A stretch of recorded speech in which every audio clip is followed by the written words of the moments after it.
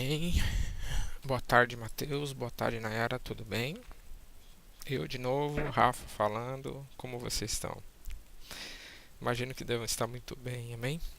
Eu vou gravar aqui a próxima aula para vocês, como vocês gostaram da primeira e ela foi proveitosa, né? Ela ajudou bastante a gente para dar andamento na nossa reposição. Eu vou gravar essa segunda aula com os temas, gravar esse vídeo inclusive com os demais temas, tá? Que nós vamos ver aí na próxima reposição. Provavelmente a gente vai tentar agendar para o próximo domingo, no mesmo horário de manhã, tá? Então eu vou tentar lá no próximo domingo tentar agendar para amanhã, né? Com fé em Deus, vai dar tudo certo lá, a gente vai conseguir agendar, tá bom? Queridos, então vamos dar início e nós vamos começar com uma oração, tá bom? Da mesma forma como nós começamos anteriormente, tá? Então, feche os vossos olhos e pense no Senhor. Vamos falar com o Pai nesse minuto. Pai, neste dia nós nos colocamos diante da Sua presença, Deus, para apresentarmos aqui tudo quanto será realizado, Pai, nessa aula de reposição, neste vídeo que nós estamos fazendo.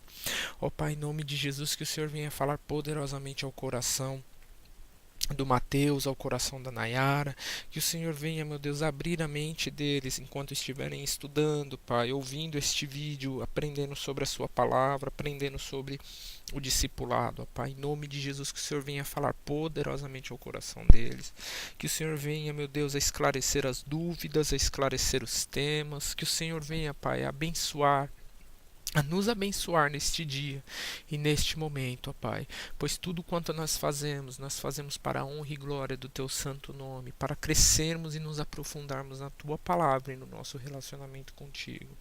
Deus, eu entrego nossas vidas nas Tuas mãos, ó Pai, eu entrego a vida deles nas Tuas mãos, ó Deus, e desde já te agradeço pela oportunidade maravilhosa que o Senhor tem nos dado de falarmos a respeito da Tua palavra, ó Pai, e de meditarmos a respeito, meu Deus, de Ti e das realidades do Teu reino. Em nome de Jesus. Amém.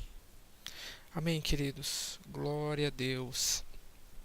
Então nós vamos aqui estudar, vamos falar a respeito dos demais temas, tá bom? Da classe de discipulado. Na aula anterior nós falamos o que? Naquele domingo de manhã, né? Domingo, inclusive, passado ontem. Eu tô fazendo essa gravação aqui segunda-feira. Ah, boa. É agora, dia 29/5, tá? 2017, segunda-feira, às 13 horas e 36 minutos, tá bom?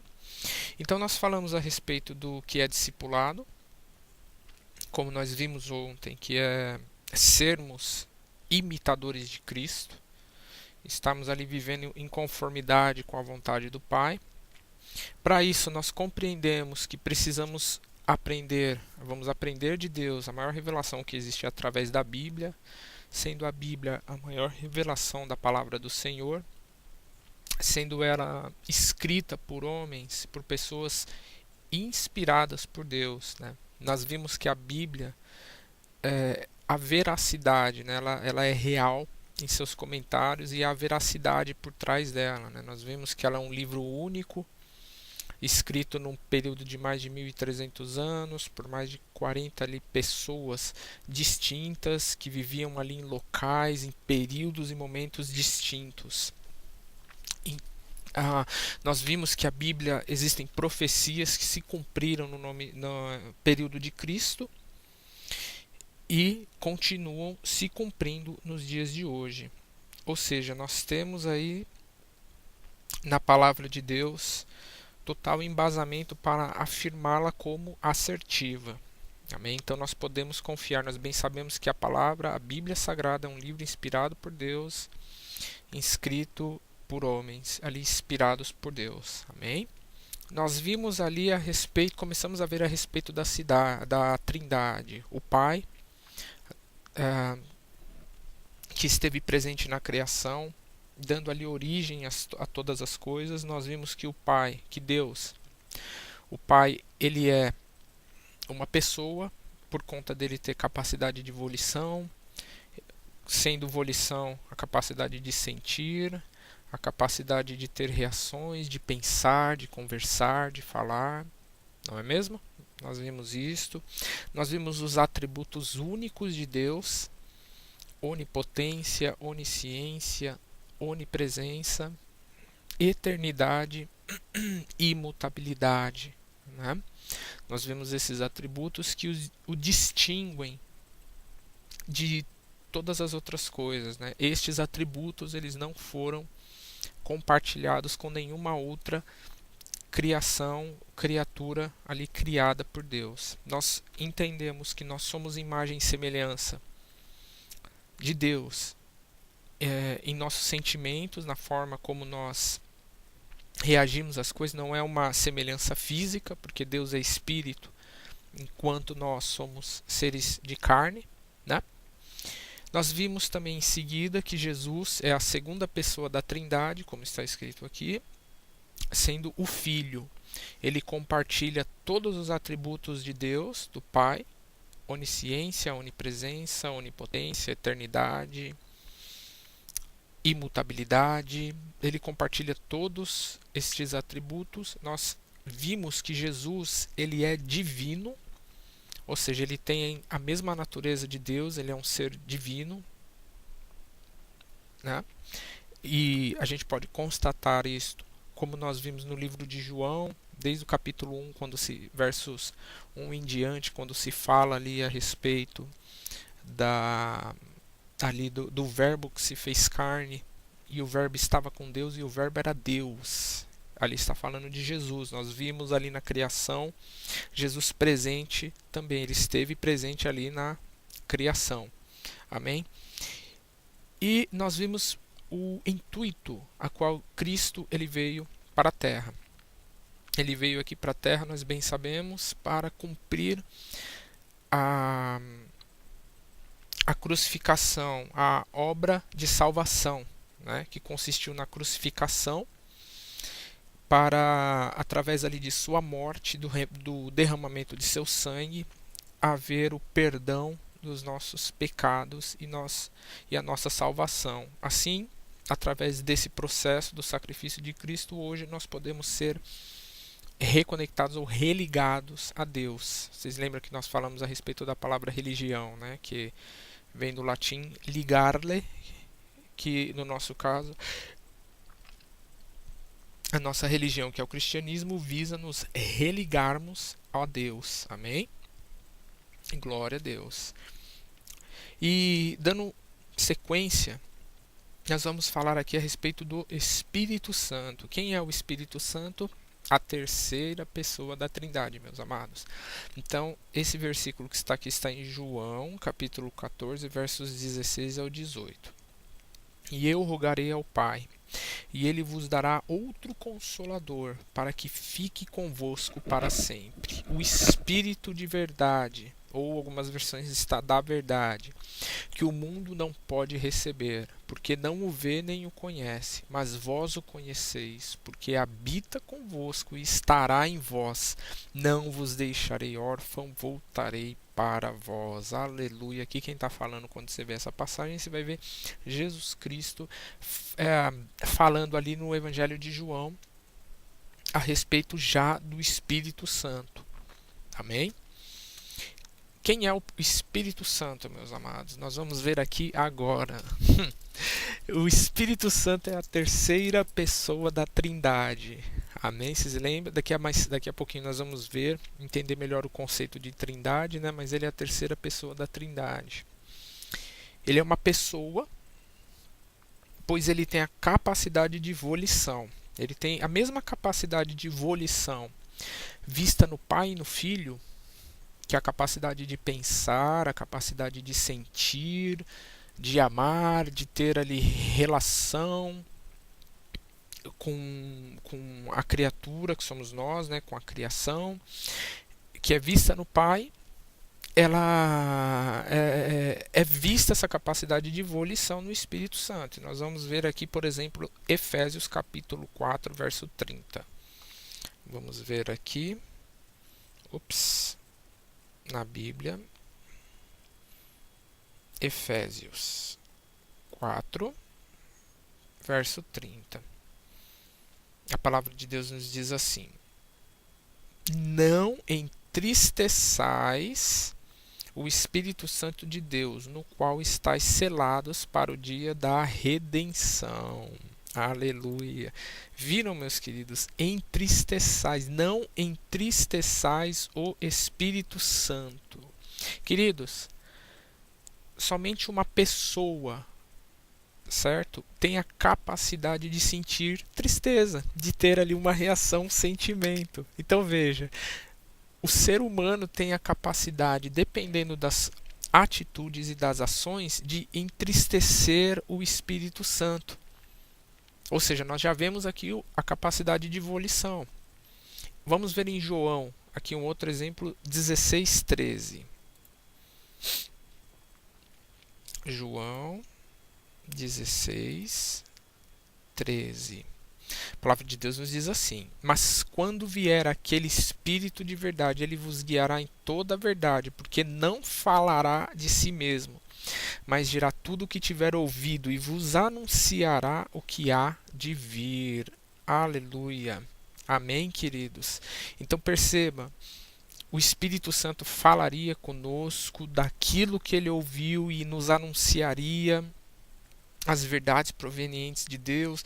Então percebam, meus amados, o Espírito Santo o Espírito Santo, ele é uma pessoa por conta dessa capacidade de volição que ele tem. Então, na Bíblia, nestas duas passagens, fica explícito que o Espírito Santo, ele é uma pessoa.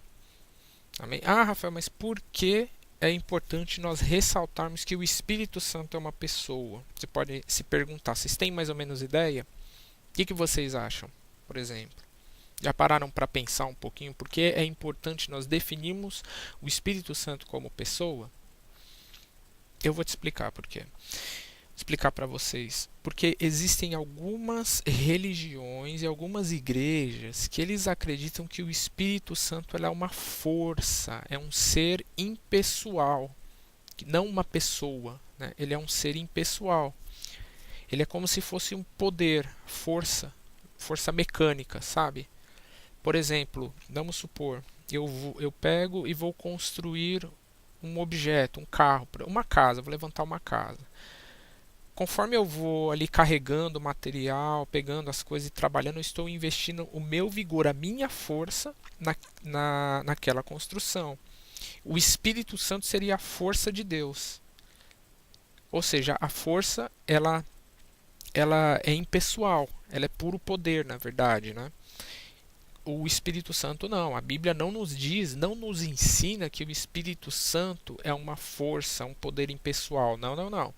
A Bíblia nos fala que ele é uma pessoa. Então, quando alguém vos abordar, alguém, por exemplo, do testemunho, os irmãos dos testemunhos de Jeová, eles acreditam nisso, que o Espírito Santo é uma força. Se alguém te abordar falando a respeito disso, você já vai saber que não está correta a colocação deles, porque o Espírito Santo ele é um ser pessoal.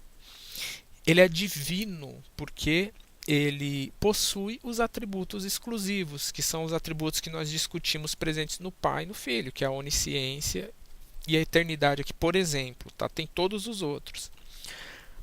Vamos ver aqui 1 Coríntios, capítulo 2, versos 10 e 11.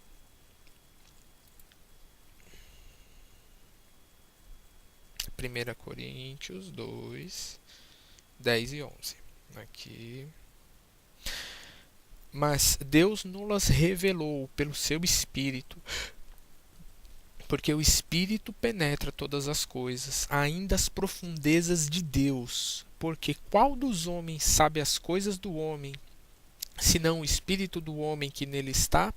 Assim também ninguém sabe as coisas de Deus, senão o Espírito de Deus. Está aqui 10, foi o que nós lemos agora, e 11. Amém? Então percebem, meus queridos, isto é onisciência. O Espírito Santo ele compartilha do atributo de onisciência que Deus tem. E eternidade, por exemplo, quando vocês puderem, vejam nas vossas Bíblias, Hebreus capítulo 9, verso 14, você vai ver ali a respeito da eternidade, como ele é eterno, e os demais atributos, como onipotência e onipresença, também estão aí presentes no Espírito Santo. Ele também possui estes atributos. Amém? É interessante isto, que algumas pessoas costumam dizer que o Espírito Santo ele estava presente, ele passou a estar presente somente no Novo Testamento. Isso não é verdade, tá ok? Ele esteve presente, deixa eu maximizar aqui, ele esteve presente tanto no Antigo quanto no Novo Concerto ou Testamento. Vamos ver aqui uma passagem do Antigo Testamento, porque a do Novo nós vimos que foi a passagem de Jesus, e conforme você lê Atos ali no capítulo 2, você vai ver o dia de Pentecoste, o derramamento ali do Espírito Santo. E 1 Coríntios que nós lemos também. E no Antigo Testamento, Rafa, onde que está? Êxodo 31, versos 2 e 3. Êxodo 31, versos 2 e 3. Eis que tenho chamado por nome a Bezalel, filho de Uri, filho de Ur, da tribo de Judá, e o enchi do Espírito de Deus, o Espírito Santo, de sabedoria e de entendimento e de ciência em todo o lavor. Amém, queridos? Então perceba, você vai ver muitas outras passagens no Antigo Testamento onde você vê ali a ação do Espírito Santo. Mas, Rafael, interessante, qual que é a diferença, né, da menção do Espírito Santo no Antigo para o Novo Testamento? É que no Antigo Testamento a ação do Espírito Santo ela era pontual. Ou seja, o Espírito Santo ela habitava ali no cristão, ela habitava ali na pessoa que Deus ele queria derramar pontualmente. E depois daquele período que a pessoa estava com o Espírito Santo simplesmente ele saía da pessoa, era algo pontual. Ele não era como no Novo Testamento, morada. A pessoa ela não era morada do Espírito Santo como aconteceu no Novo Testamento. A Bíblia nos ensina que no Novo Testamento, quando Cristo ele morreu, foi arrebatado, dizendo que não nos deixaria órfãos, o Espírito Santo ele passou a habitar em nossas vidas. Então veja que tremendo, é muito interessante essa distinção. O Espírito Santo sempre esteve presente desde o início da história, mas no Antigo Testamento ele atuava de uma maneira e no Novo de outra. No Antigo Testamento era pontualmente ali na vida de uma pessoa, de um cristão, e no Novo Testamento ele passou a habitar em nós definitivamente, nas pessoas inclusive que aceitam a Cristo como único e suficiente Salvador e seguem ali o processo da salvação. Amém? Ele é o Consolador prometido por Cristo e habita hoje em nós. 1 Coríntios 3,16, meus amados. Vamos ver aqui. Cliquei errado. 1 Coríntios 3,16.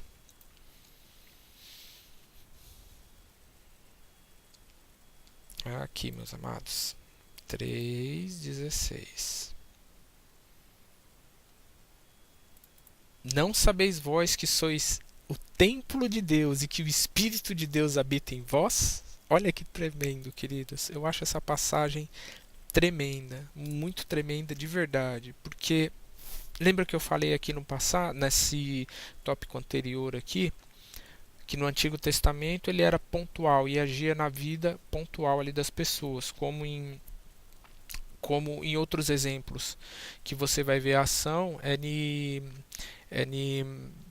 Sansão. Isso, Sansão no livro de Juízes, você vai ver a passagem que Sansão, várias passagens ali, ele fala assim que o Espírito Santo se apossou de forma potente da vida de Sansão e ele investiu contra os inimigos, né? E no versículo de 1 Coríntios 3,16 nós vemos que nós somos habitação do Espírito Santo. Então olha que responsabilidade, meus queridos.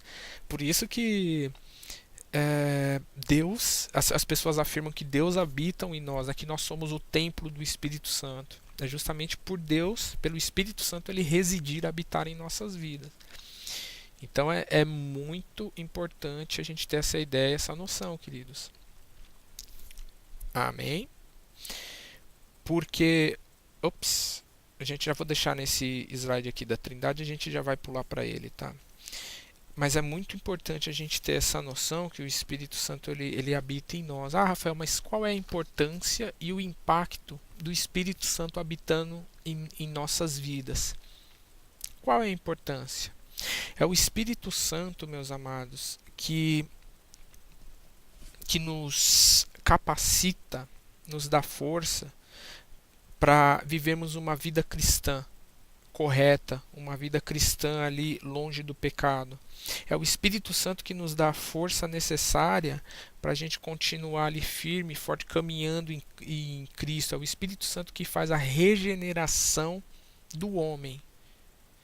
Amém? Então, quando o Espírito Santo passa a habitar em nossa vida, ele passa a nos regenerar, ele passa a mudar a nossa vida. Então, a velha criatura, que é a nossa essência, a nossa natureza pecaminosa, quando nós aceitamos a Cristo, ela é morta, como nós vimos ontem, inclusive na pregação do pastor Paulo, né? Ela é morta, o nosso velho homem e o novo homem entra em cena, revivificado por Deus e passando a ser a habitação do Espírito Santo. Então o Espírito Santo ele passa a atuar na nossa vida, fazendo a transformação, a regeneração do homem, tá? E nós vamos aqui pular para a Trindade. Amém? Nós vamos pular para a Trindade. Pois bem, Rafael, nós vimos aqui o Pai, nós vimos aqui o Filho, né? Pai, a primeira pessoa da Trindade, o Filho, a segunda pessoa da Trindade, e vemos o Filho e o Espírito Santo, que é a terceira pessoa da Trindade. Amém?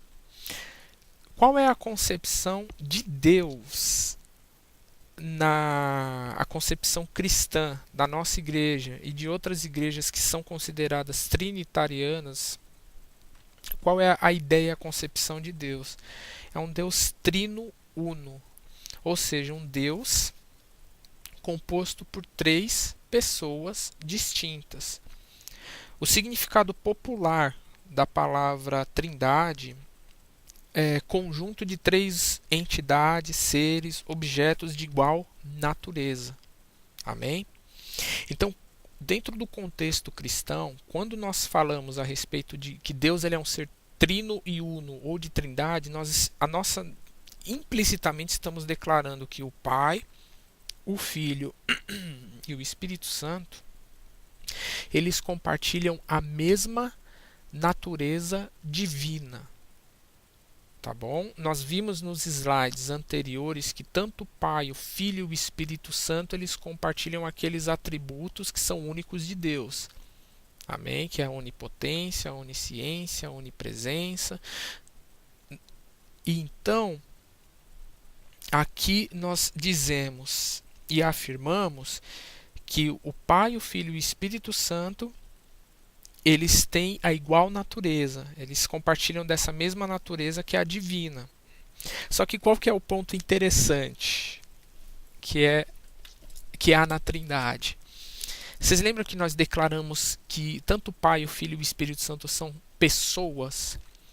E como pessoas, eles são únicos. Uau, Rafael! São únicos? Sim. O Pai, eu vou pegar aqui, por exemplo, primeira pessoa da Trindade, o Pai. O Pai, ele não é o Filho. Ele é uma pessoa, a pessoa do Pai. Ele tem as qualidades, ele age conforme a pessoa dele, né? Ele é independente ali nas decisões dele. Ele é o Pai. Ele é uma pessoa individual. Ele não é o Filho e nem o Espírito Santo. O Filho, ele é uma pessoa também individual ali. Ele não é nem o Pai e nem o Espírito Santo. O Filho é a segunda pessoa. A terceira pessoa da Trindade, o Espírito Santo, ele não é o Filho e não é o Pai. Tá vendo aqui, ó? Não é. Então, o Espírito Santo não é o Filho e não é o Pai.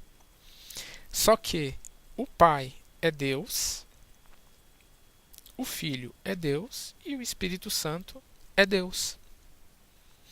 Por isso que nós afirmamos que nós servimos, a Bíblia nos fala e nos apresenta, inclusive, a um Deus trino uno.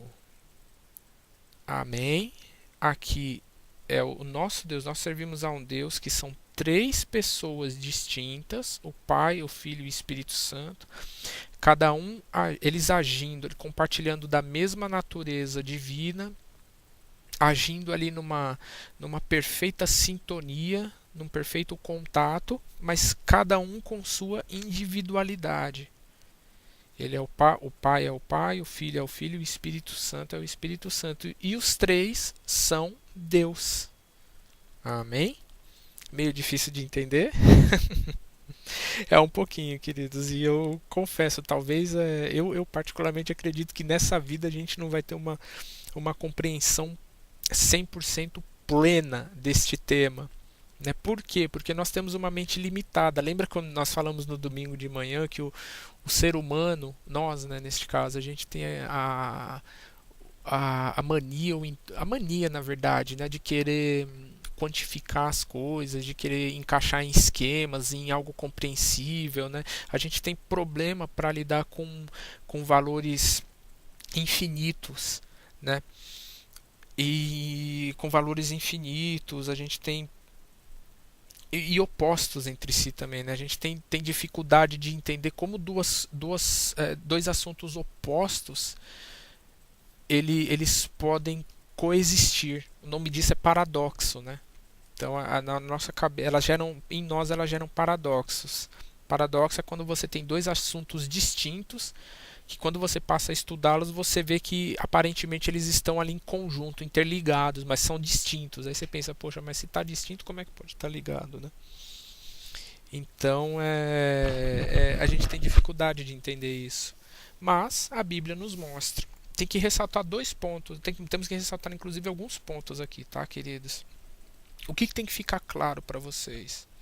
Primeiro, quando nós falamos de trindade, nós não estamos falando a respeito de três deuses. Tá? Eles não são três deuses distintos. Isso que nós vamos ver aqui no próximo slide. Não são três deuses distintos. Ó, é importante ressaltar. Trindade não são três deuses distintos, mas um único Deus composto por três pessoas. Vamos ver em Deuteronômio 6:4. Deuteronômio 6:4. Ouve Israel, o Senhor nosso Deus é o único. Olha aqui, ó. Único Senhor. Então, queridos, quando nós falamos em trindade, nós estamos falando em três deuses. Você vai ver algumas pessoas falando a respeito disso. Eles acreditam que tratam-se de três deuses. Quem, por exemplo, Rafael? A Igreja dos Mormons, ou também conhecida como a Igreja do Santo dos Últimos Dias. Eles sutilmente, quando eles começam a falar a respeito de trindade, dá a impressão que eles estão falando a respeito de um Deus único. Mas quando você avalia a fundo, estuda a fundo lá o tema deles, né, os estudos dele, você percebe que, na verdade, eles estão ensinando três deuses distintos. Então não é assim. É um único Deus, como vimos aqui no slide anterior, composto por três pessoas distintas. Tá bom? E outro ponto importante que nós precisamos ressaltar é que a palavra trindade não existe na Bíblia. Tá? Essa palavra trindade, ela não está na Bíblia.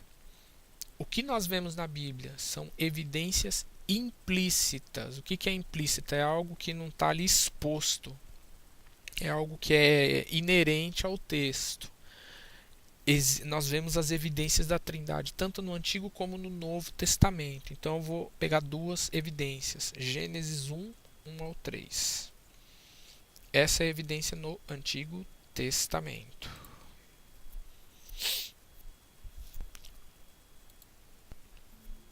Gênesis 1. Aqui. No princípio criou Deus os céus e a terra. E a terra era sem forma e vazia. E havia trevas sobre a face das águas. E o Espírito de Deus se movia sobre a face das águas. O Espírito de Deus se movia sobre a face das águas. E disse Deus: haja luz. Então, nós temos aqui a menção de Deus, do Espírito Santo e da palavra, o Logos, que era Jesus. Amém? Então você vê que o Espírito Santo, o Pai e o Filho, eles estão presentes aqui na criação. Olha que tremendo, no Antigo Testamento, de forma implícita, o Pai, o Filho e o Espírito Santo presentes.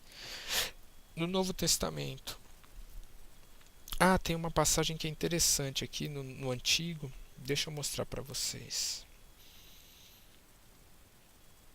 Olha essa aqui, Gênesis 1, 26.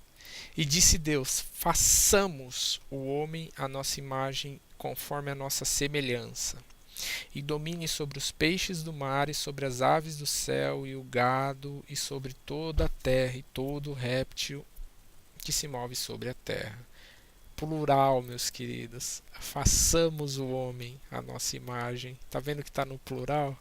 Por que está no plural? Porque Deus ele estava conversando ali com as demais pessoas da Trindade, com o Filho e o Espírito Santo. Então você percebe como implicitamente o conceito de Trindade ele existe, ele está presente no Antigo Testamento. E agora vem a surpresa, né? O interessante, ele está mais evidente ainda no Novo Testamento. Mateus 3, 16 e 17. Olha como que está no Novo Testamento, queridos. 3, 16 e 17. Olha só, queridos, que tremendo. E sendo Jesus batizado, saiu logo da água, e eis que se abriram os céus, e o Espírito Santo de Deus descendo como pomba vindo sobre ele. Então aqui, Jesus, aqui, o Espírito Santo aqui, e uma voz do céu que dizia: este é o meu Filho amado, em quem me comprazo. Ou seja, estamos vendo o Pai, o Filho e o Espírito Santo na mesma passagem. Agora me fala que não é tremendo isso, queridos. Você vê aqui Jesus, novamente, em Jesus, aqui o Filho, segunda pessoa da Trindade, o Espírito Santo de Deus descendo como pomba sobre ele, terceira pessoa da Trindade, e a voz no céu, que é a voz do Pai, dizendo: este é meu Filho amado, em quem me comprazo.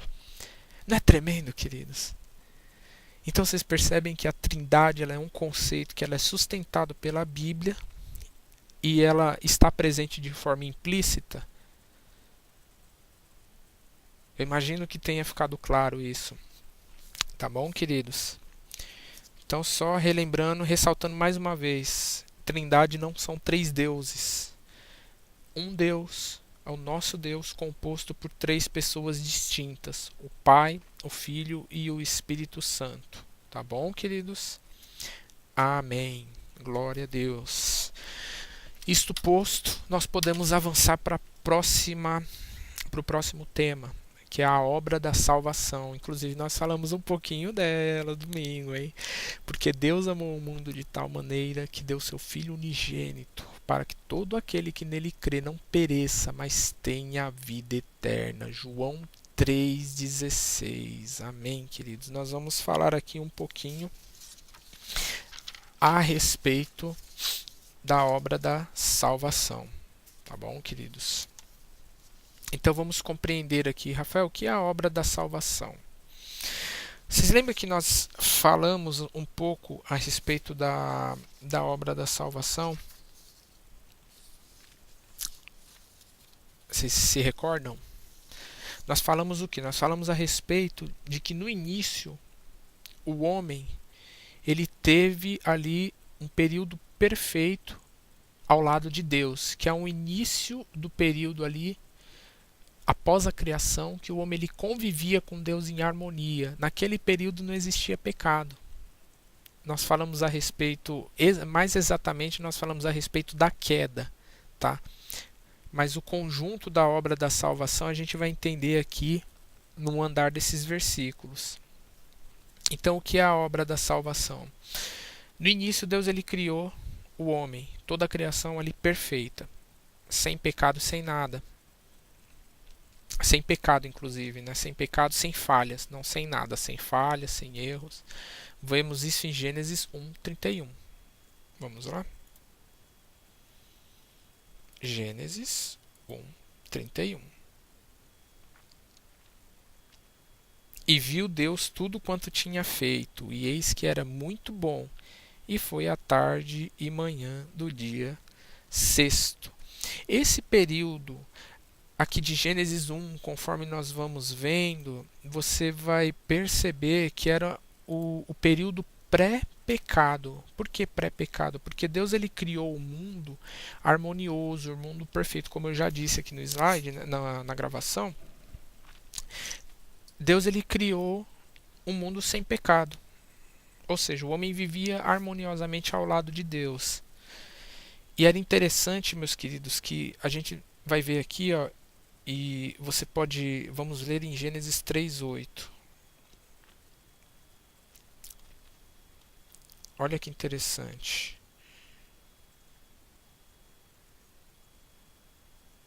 Aqui, ó.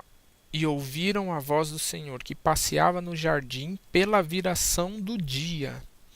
E esconderam-se Adão e sua mulher da presença do Senhor, Deus, entre as árvores do jardim. Olha que interessante, meus queridos. A palavra de Deus, nesse versículo de Gênesis 3:8, ele nos mostra que Adão e Eva eles tinham um relacionamento muito próximo de Deus, ou seja, eles conversavam com o Senhor, eles tinham intimidade, uma ligação com o Senhor. Nesse período que o homem vivia, num período que é o conhecido como período pré-pecado, em que o pecado ainda não havia maculado os seres humanos, eles viviam ali em harmonia com Deus, em contato direto com Deus. Só que aí o que aconteceu? Conforme vocês lerem em Gênesis, e inclusive, meus queridos, eu aconselho vocês, para poder ficar melhor essa história na cabeça de vocês, a leitura do livro de Gênesis, do capítulo 1 ao menos até o capítulo 4, que é onde conta ali a história da queda do homem. Então você vai ver, queridos, que depois da criação, o homem e a mulher, eles caíram. E, consequentemente, com a queda, entrou o pecado no mundo. Então, Gênesis 2:16 e 17. Vamos ver aqui.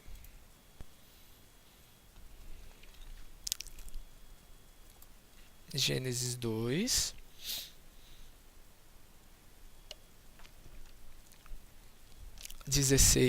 E ordenou o Senhor Deus ao homem: de toda a árvore do jardim comerás livremente, mas da árvore do conhecimento do bem e do mal dela não comerás, porque o dia em que dela comerdes, certamente morrerás. Olha que coisa, queridos. No que consistiu a queda? Amém? Deus ele tinha dado um único mandamento para o homem e para a mulher. Só um. A árvore do conhecimento do bem e do mal. Não comam delas. Eles só tinham que fazer isso, querido. Só isso. O que aconteceu? Como vocês conseguem imaginar e nós bem sabemos, o único mandamento que não poderia ter sido ali quebrado foi quebrado. Eva foi, comeu a fruta, né? Ali o fruto da árvore do conhecimento do bem e do mal, e em seguida ofereceu para Adão, Adão comeu, e com isto, meus queridos, isto configurou o pecado contra Deus. Por que o pecado? A desobediência. Eles desobedeceram a ordem do Senhor. Quais foram as consequências do pecado? Primeiramente foi a morte. Romanos 3:23. Vamos ver aqui. Romanos 3:23.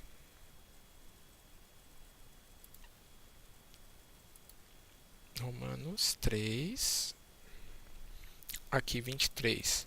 Porque todos pecaram e destituídos estão da glória de Deus.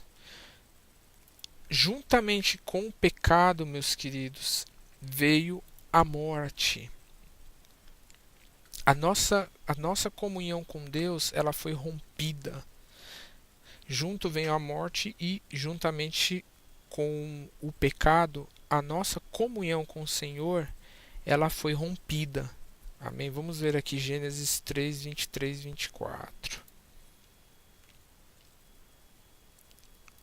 Gênesis 3, 23 e 24. O Senhor Deus, pois, o lançou fora do jardim do Éden para lavrar a terra de que fora tomado. E havendo lançado fora o homem, no caso aqui homem é homem e mulher, tá? É só um substantivo para homem e mulher. Pôs querubins ao oriente do jardim do Éden e uma espada inflamada que andava ao redor para guardar o caminho da árvore da vida. 23, 24. Então percebam, meus queridos, a consequência da queda foi o que?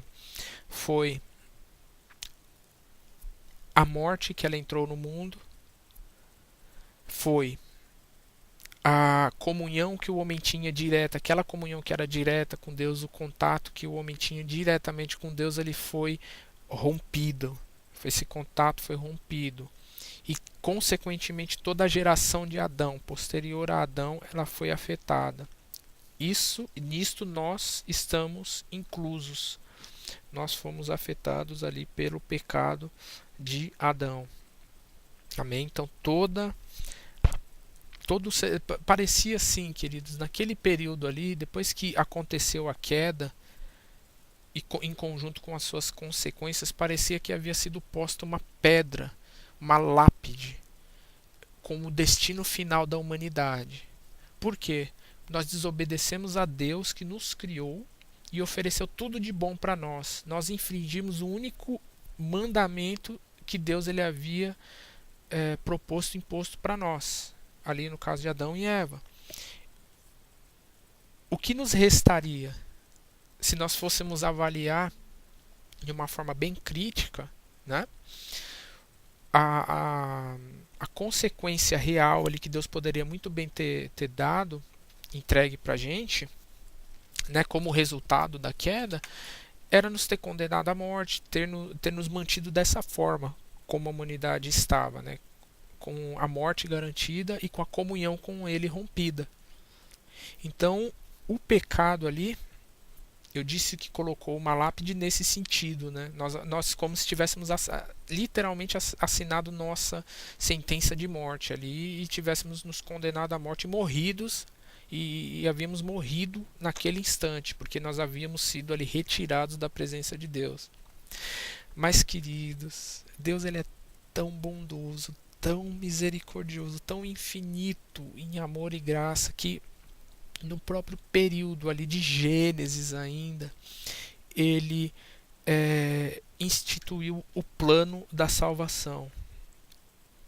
No que consiste a obra ou o plano da salvação? Até aqui nós vimos a queda. O plano da salvação consistiu no plano de Deus para religar, trazer o homem novamente à presença de Deus.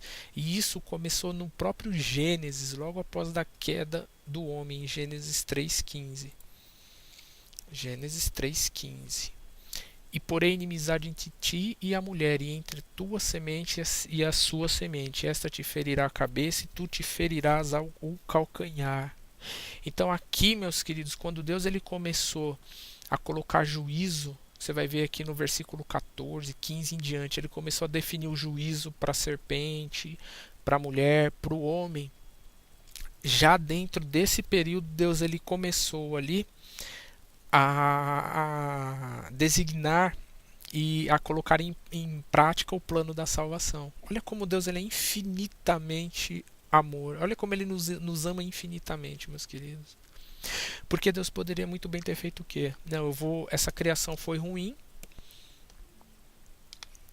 então eu vou simplesmente matar, destruir o ser humano, permitir que eles simplesmente morram aí, permaneçam longe de mim e acabar e recomeçar tudo. E isso seria justo, meus queridos, para nós. Seria um ato de justiça. Por quê? Porque nós pecamos contra Deus. Seria justo.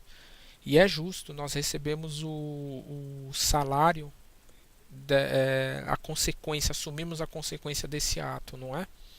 Seria justo, mas Deus, na sua infinita graça e amor, como nós vimos também aqui para trás no verso de João 3,16, João 3,16, Deus ele teve ali o intuito de querer nos religar a Ele. Então não dá para dizer que Deus é um Deus injusto. Pelo contrário, nosso Deus ele é um Deus muito amoroso, meus amados. Amém? Muito amoroso. Então aqui teve início a obra da salvação. E é a isso que nós chamamos o plano da salvação. Que foi esse plano da salvação que foi instituído aqui em Gênesis, ele foi se cumprir aonde? Onde que ele foi se cumprir? Em Cristo, meus queridos, justamente em Cristo, quando Cristo morreu na cruz do Calvário para perdão dos nossos pecados, como vimos em João 3,16. Só para isso daqui é um resuminho ou leis que a gente costuma dizer que implicam e resumem a obra da salvação. Tá? Isso daqui está na apostila de vocês, na parte que fala a respeito da obra da salvação. Então, quando vocês tiverem um tempinho, vocês podem dar uma folheada lá. E essas leis vão estar lá. Tá? Só não me recordo a página agora. Uma, porque eu não estou com ela em mãos. E segundo, que ela não está com página. Né? Acho que eu até cheguei a comentar isso no slide anterior. Mas, falando dentro dessas leis, nós temos aqui. Primeiro, Deus ama você e tem um plano maravilhoso para a sua vida. O amor de Deus, o plano de Deus. Então a primeira regra é essa, que Deus ama você e tem um plano maravilhoso para a sua vida. Nós vimos o amor de Deus expressado ali em João 3,16, que nós vimos anteriormente. Que é Deus amou o mundo de tal maneira que deu seu Filho unigênito para que todo aquele que nele crer não pereça, mas tenha a vida eterna. Amém? E tem o plano de Deus para a nossa vida, que é nos garantir a salvação e nos reconectar, nos religar ao Deus Pai. Tudo isso por amor, queridos. Olha que Deus maravilhoso e tremendo, não é verdade? O segundo ponto que vai te ajudar a compreender e que resume a obra da salvação é aqui, ó, o homem é pecador e está separado de Deus. Nós vimos em Romanos 3:23 e 6:23. Quer ver, ó? Deixa eu só abrir aqui. Romanos 6:23. Porque o salário do pecado é a morte, mas o dom gratuito de Deus é a vida eterna, por Cristo Jesus nosso Senhor. Olha que tremendo, queridos. A nossa separação, a consequência, inclusive, né, do pecado na queda, foi que nos tornamos pecadores, pecamos contra o Senhor e estávamos mortos, meus queridos. Essa seria a segunda lei. Né, a segunda etapa que eu leio, que vai nos ajudar a compreender a obra da salvação. Com o pecado entrou a morte e a separação do homem e Deus, de Deus. A separação entre o homem e Deus. Amém?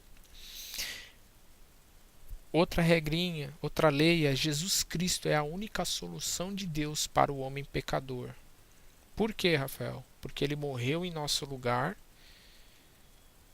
como nós vemos aqui em Romanos 5:8.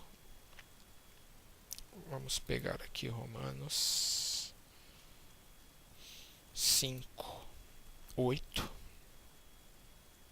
Mas Deus prova o seu amor para conosco em que Cristo morreu por nós, sendo nós ainda pecadores. Oh, Deus tremendo, meus queridos. Aleluia, aleluia. Então ele... A única solução, olha que interessante, queridos. Quando nós pecamos, nós ficamos em débito com o Senhor, né?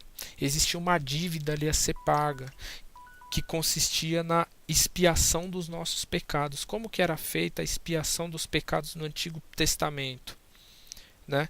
Expiação é você purificar do pecado, né? havia derramamento de sangue de um animal. Então, como é que acontecia no Antigo Testamento? O sumo sacerdote, né, ou o sumo sacerdote, ele matava um animal e o derramamento de sangue daquele animal garantia o perdão ali do pecado da nação de Israel e das pessoas. No Novo Testamento, Cristo ele morreu na cruz do Calvário em nosso lugar para nos garantir o perdão dos nossos pecados, meus queridos, e para nos garantir a vida eterna. Então, o sangue de Cristo foi derramado no lugar do nosso sangue. Olha que tremendo. Jesus Cristo morreu na cruz do Calvário através do derramamento de sangue. Do sangue dele nós fomos purificados dos nossos pecados. Amém? Nós vamos ver aqui que ele ressuscitou dos mortos nessa terceira lei. Vocês depois podem pegar essas passagens e verem, tá? Na Bíblia. E ele é o único caminho que nos leva a Deus. Amém, queridos? Que está em João 14:6. E a quarta regra, meus queridos, é que nós precisamos, uma vez que nós entendemos que Cristo ele é a solução para o pecador, nós precisamos recebê-lo como Salvador por meio de um convite pessoal.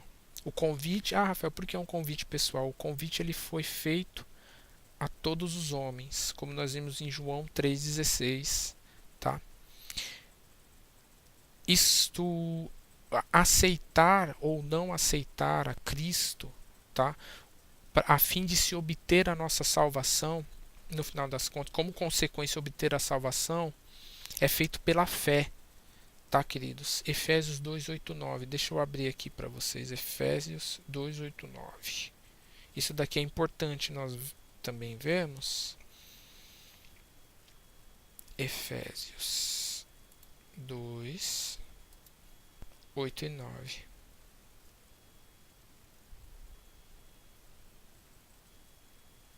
Só um minutinho, queridos.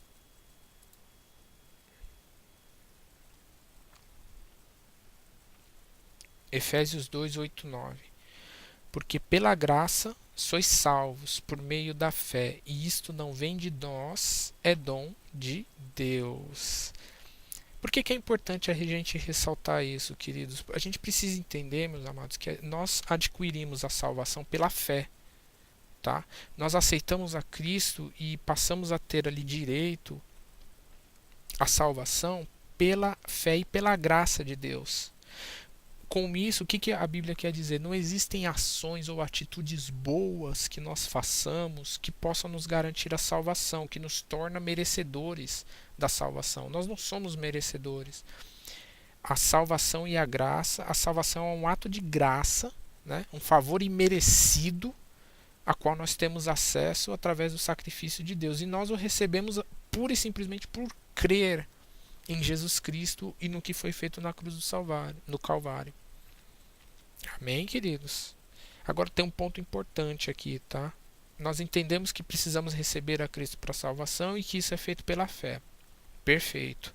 Rafael, então quer dizer que eu não preciso ter uma vida com boas obras, né, digamos. A minha vida ela não necessariamente precisa ter boas obras? Não, queridos, ao contrário. Agora que nós somos a imagem e semelhança de Cristo, aí sim a gente passa a ter muito mais boas obras do que nós teríamos como não cristãos, por exemplo. Por quê? Porque as boas obras elas não nos levam a Deus. Também elas não nos levam a Deus, não nos garantem a salvação.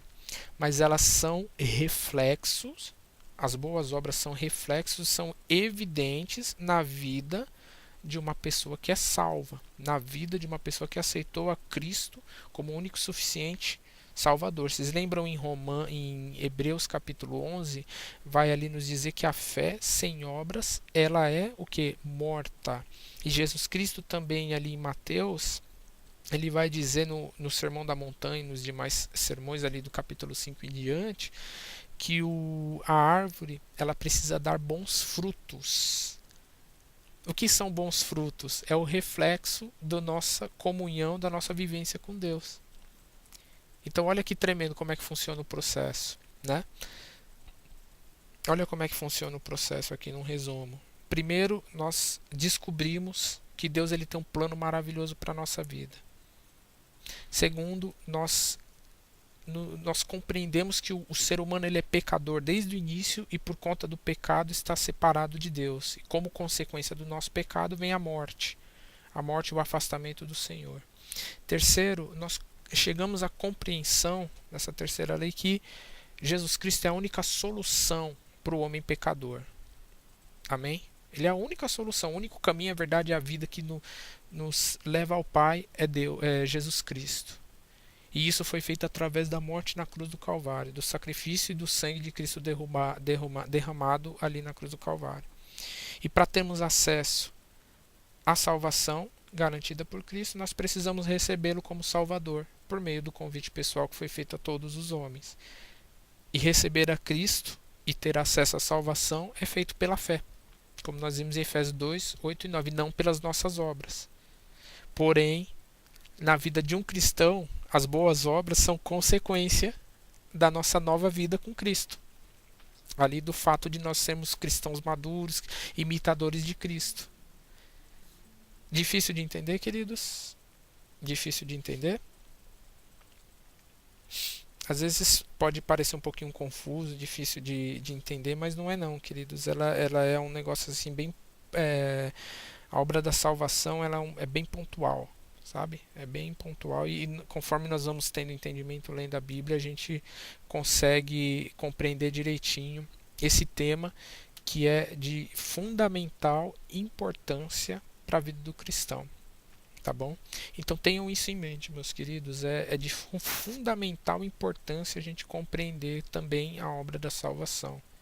Tá bom? A gente compreender o que aconteceu no passado, por que o ser humano ele pecou, ele é um pecador, por que ele precisa acreditar em Cristo, renascer, né? Aceitar a Cristo como único e suficiente Salvador, renascendo, né? Se tornando uma nova pessoa em Cristo e desta forma alcançando ali a salvação que foi nos dado pela graça. Tá bom, queridos? E a consequência de tudo isto, meus queridos, nós falamos, os temas abordados, de tudo o que nós falamos até o momento, eles vão convergir para um ponto. Que ponto é este? A vida cristã. Gálatas 2:20 nos diz: já estou crucificado com Cristo, e vivo, não mais eu, mas Cristo vive em mim. E a vida que agora vivo na carne, vivo-a pela fé do Filho de Deus, o qual me amou e se entregou a si mesmo por mim. Amém, queridos? Glória a Deus, está em Gálatas 2:20. O que é a vida cristã, meus amados? O que é a vida cristã? Essencialmente, meus queridos, a vida cristã ela consiste em nós aplicarmos todos os ensinamentos de Cristo em nossa vida. Ou seja, vocês lembram quando nós falamos de discipulado no início, que nós nos tornaríamos a imagem e semelhança de Cristo? Então, a partir do momento que nós nos tornamos a imagem e semelhança de Cristo, nós passamos a aplicar tudo quanto nós aprendemos a respeito do Senhor, das nossas vidas, a isso dá-se o nome de ter uma vida cristã. Quer ver aqui em João capítulo 17, se não me falha a memória, peraí. Vamos ver aqui em João 17.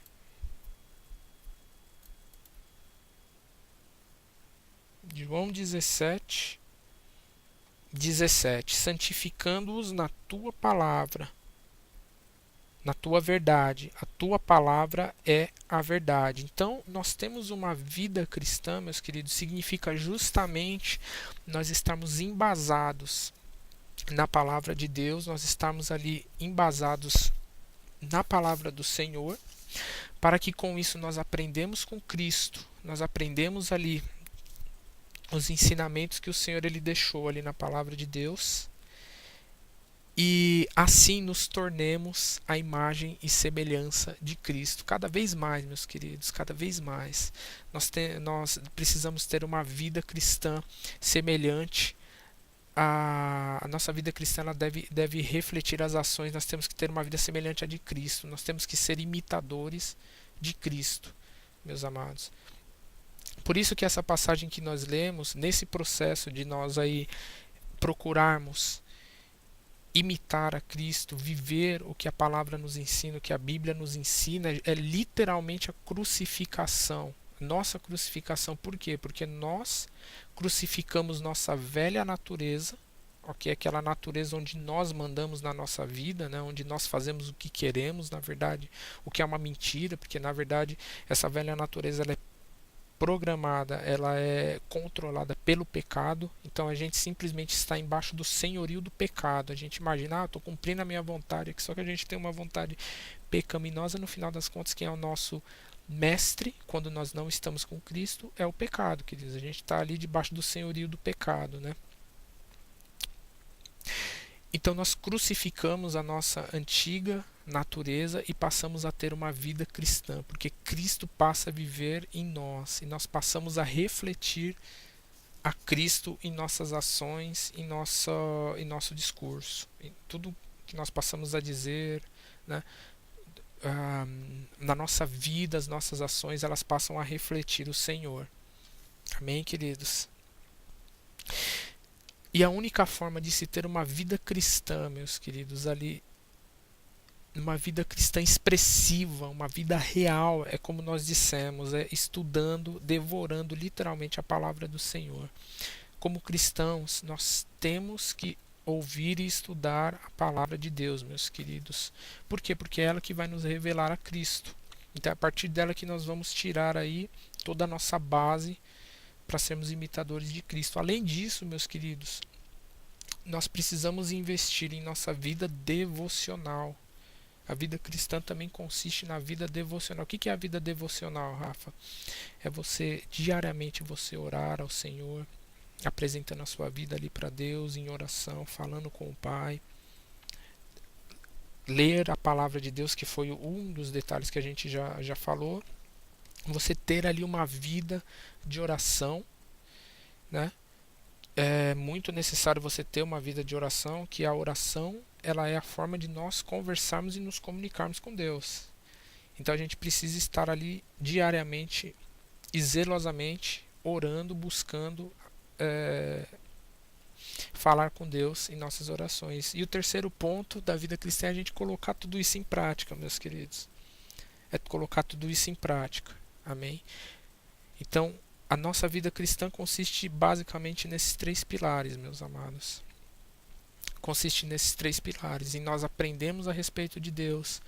E nós estamos ali em comunhão com o Senhor, falando com Ele através das nossas orações, né? Frequentando os cultos na igreja também, que é importante. Por quê? Porque a palavra de Deus ela nos ensina a estarmos congregando. Para estar todo mundo juntinho ali, aprendendo e orando, né? Nós somos um corpo e Cristo é a cabeça. Amém? E colocando tudo que nós aprendemos em prática. Nisso consiste a vida cristã, meus queridos. Amém? Então, dos temas, meus queridos, que nós abordamos, desde lá do início, que nós abordamos sobre discipulado, sobre a Bíblia, sobre Pai, Filho e Espírito Santo, sobre a Trindade, sobre a obra da salvação, tudo isto faz parte da vida cristã, porque são verdades, são pontos que nós precisamos ter o conhecimento, nós precisamos estar cientes desses pontos, porque eles são importantes na nossa vida cristã, eles vão definir muitos aspectos da nossa fé, da nossa conduta, de como enxergamos a Deus, meus queridos. Então eles também compõem a parte da nossa, eles compõem também a nossa vida, né, cristã, como nós chamamos. Amém, queridos? Muito bem, meus amados. Esse daqui foram os tópicos que foram abordados nesta videoaula, né? E eu usei bastante né, que eu percebi aqui agora. Eu falei bastante né nesse vídeo. Você pode desconsiderar. É aquele famoso vício de linguagem que o pessoal chama, né? Então eu reparei agora aqui que eu estava falando bastante isso. Vou tentar evitar essas ocorrências no futuro, né? Mas essa daqui foi a nossa videoaula que falou dos outros temas. E eu espero em Deus, meus queridos. Eu oro para o Senhor que esse vídeo, assim como o anterior, ele seja de grande valia para vocês, que vocês tenham a oportunidade de ouvi-lo. Ele foi feito com muito carinho para vocês, tá? E eu espero vê-los em breve, meus queridos. Quando nós nos reunirmos no domingo, a gente vai conseguir discutir melhor e abordar melhor esses temas aqui. Se vocês ouvirem esses vídeos e vocês tiverem dúvidas, meus amados, vocês podem anotá-las, ok? Vocês anotam e depois me mandam. Ou a gente fala lá pessoalmente, ou vocês podem me mandar no zap mesmo. Aí eu pelo menos vocês me mandando, eu já dou uma lida. Se for o caso, eu já respondo vocês. Senão eu anoto elas e a gente aborda quando estivermos em aula. Tá bom, queridos? Um forte abraço para vocês. Deus vos abençoe e vamos finalizar com uma oração. Pai, nesse dia, mais uma vez nos colocamos diante da sua presença. Eu quero te agradecer este momento que o Senhor nos garantiu aqui na sua presença, Pai. Muito obrigado por ter preparado esse momento para nós, Senhor. Deus, que tu venhas abençoar a semana do Mateus, a semana da Nayara, que eles venham ter uma semana abençoada. Que o Senhor venha falar com eles através desses assuntos, dos temas aqui tratados, meu Pai. No decorrer da semana, no período que eles tiverem e puderem ouvir esta aula, que o Senhor venha falar poderosamente ao coração deles, que o Senhor venha, meu Deus, que os assuntos venham a ficar claros na mente deles, em nome de Jesus, Pai.